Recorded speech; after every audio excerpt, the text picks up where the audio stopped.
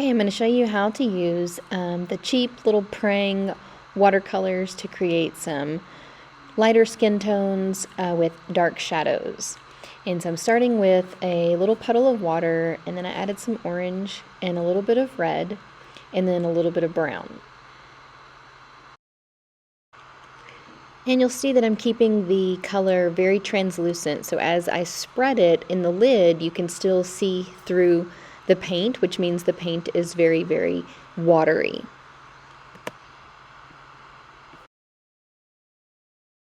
And you'll see right before I started to paint and test out my color, I did add a little spot of blue to neutralize the orange just a little bit.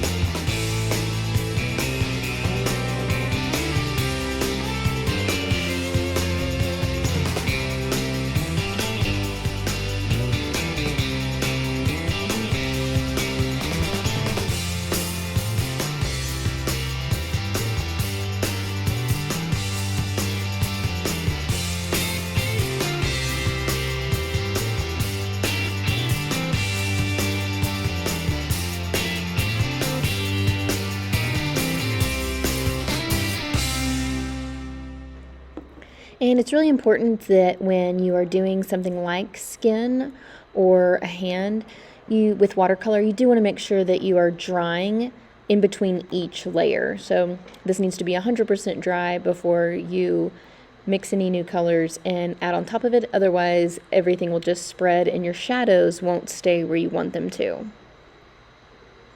Right now I'm going to make the shadow color, and I just took the leftover color that I used to put down for my first layer, and I just added a little bit of violet to it, and then I'm going to use that as my first layer of shadow.